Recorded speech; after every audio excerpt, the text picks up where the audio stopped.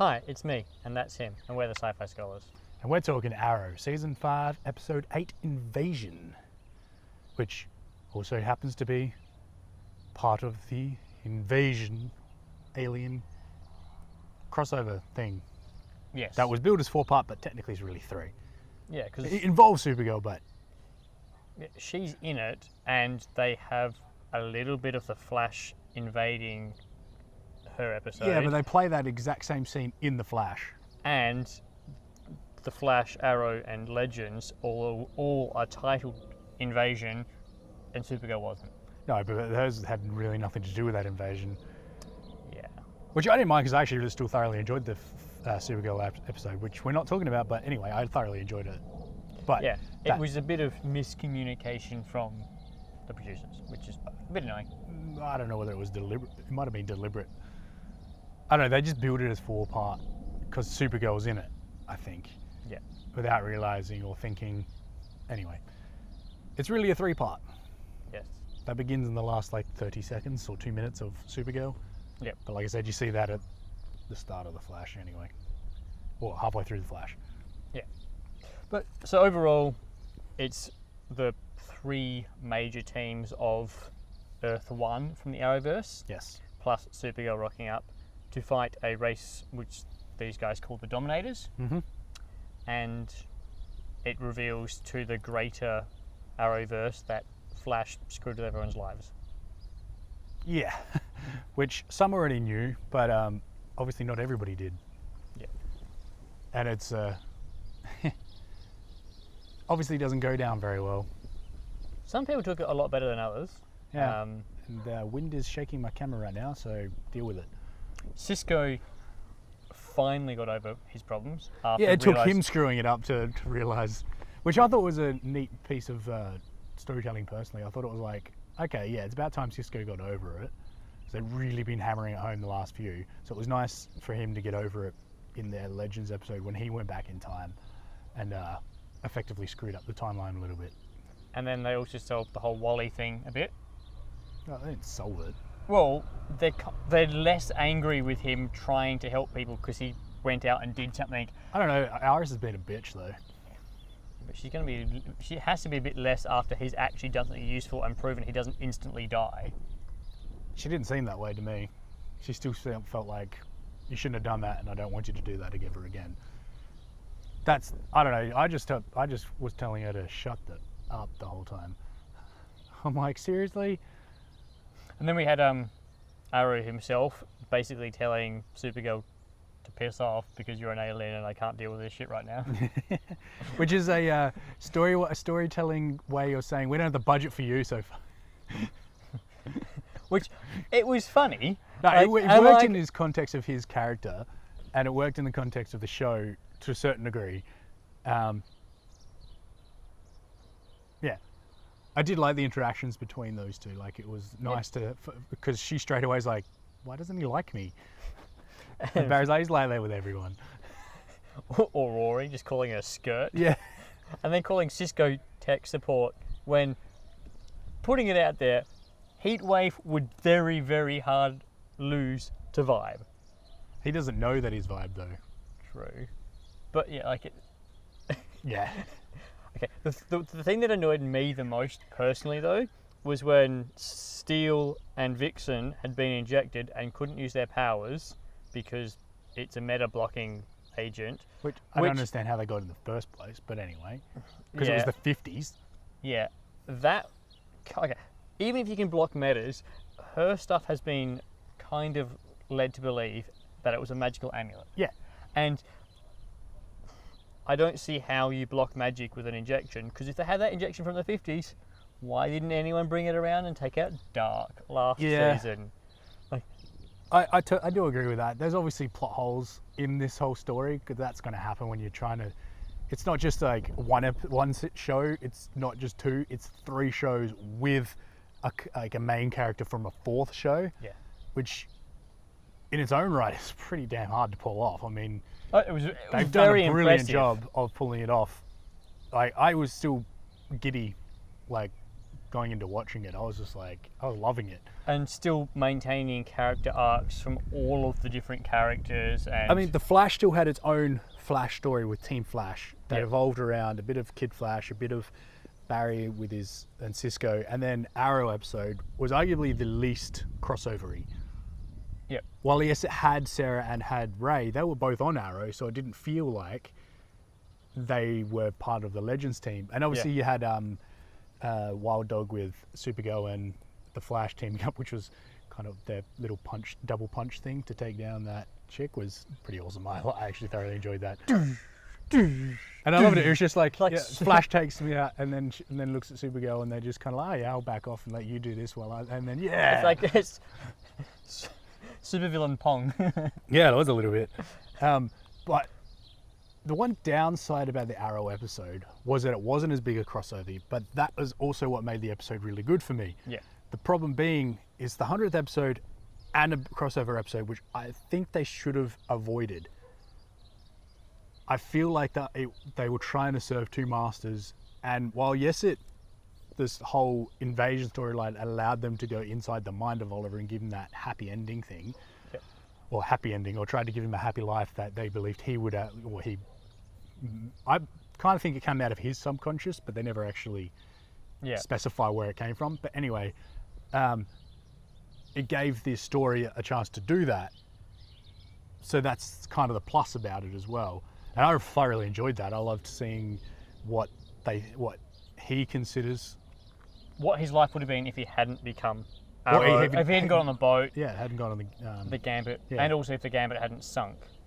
I just Because think he didn't otherwise- go on it at all. Yeah. That's what they alluded to, that he but- didn't go So on you're it. suggesting that his dad went to Lee and you and got away from there?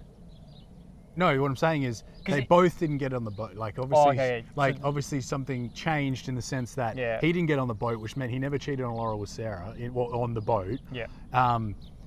Or in that The sense, whole and that there was so many great throwaway lines like Laurel saying, "Oh, I thought you were going to get like Sarah was going to get with Oliver, but that never happened," or Ray Palmer like, "Oh, Supergirl looks like my cousin." that was the best line at the end.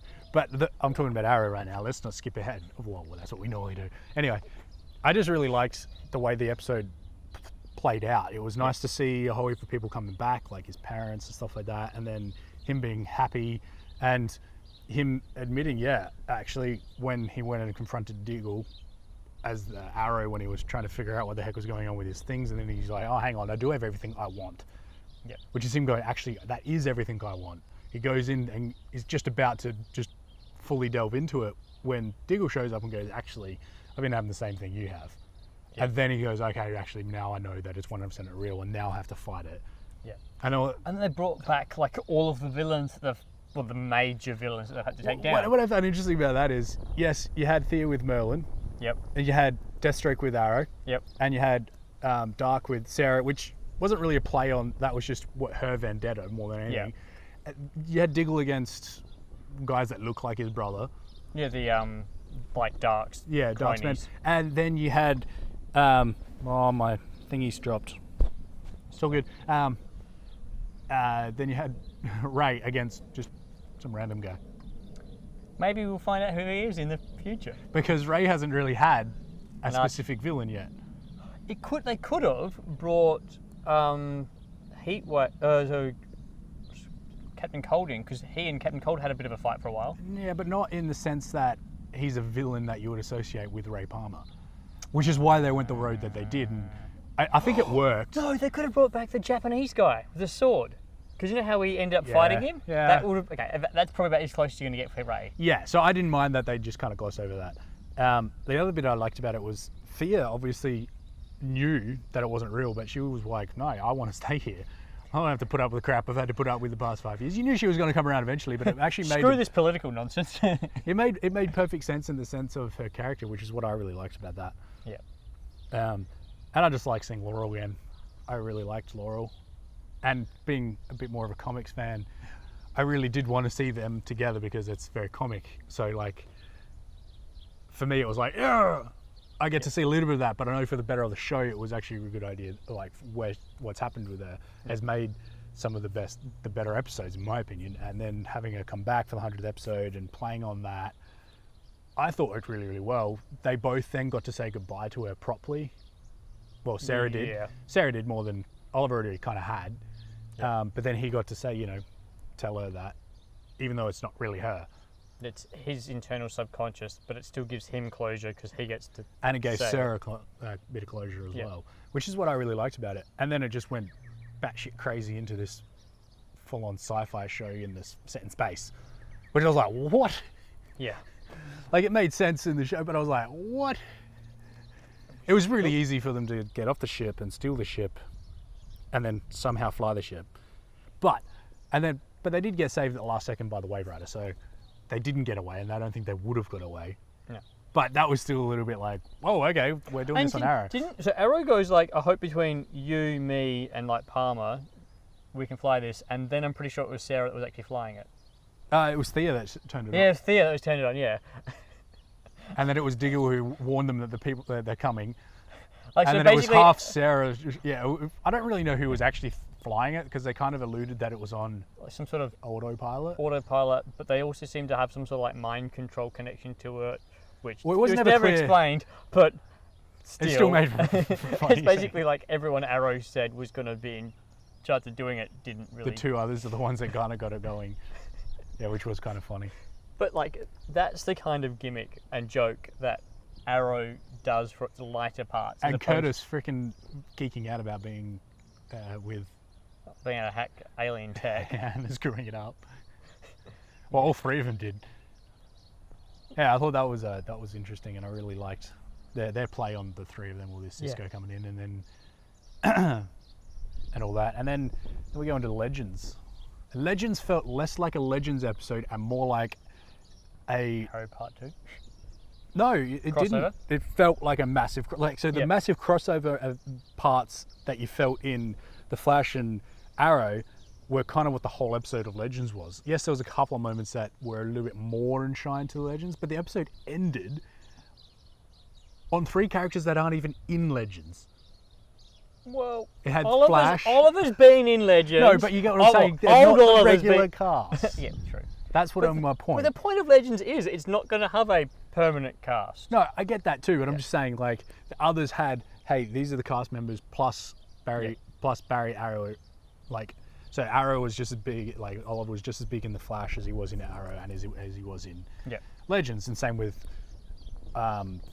Barry, and same with Diggle was almost as much. He was up there as well, and then so was Felicity and Cisco. They were the five main players for the entire crossover. Yep. I mean, Thea came and then left for Legends. Yeah, Cisco was needed to get Cisco was Supergirl, all and the then way obviously to send through. her through home, and And then you had Barry all the way through, you had Oliver all the way through, you had Diggle, bigger in Arrow, but still in the other two quite prominently as well. And then same with Felicity.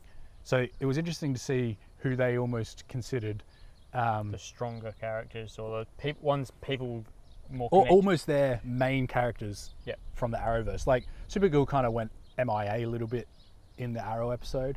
Yeah, but that's because she wasn't captured and mind controlled. Mainly. No, but she was prominent in the getting the chick. Yeah. And then obviously at the start of Legends, they got rid of her a little bit too. Again, I think it's a budget issue more than anything. And then she came prominent again, and it was just, I loved the ending where they gave a hug. I was like, I don't hug, and then too bad. Yeah. But it was just cool to see the three of them there at the end, kind of debriefing a little bit before she disappeared. Yeah. And just as she's about to leave, Rory with the comment about "call me skirt." Yeah, and it was immediately after they'd been telling her that they can communicate. Yep. Rory is a bit of a dick, but he's It hilarious. is, but it was great.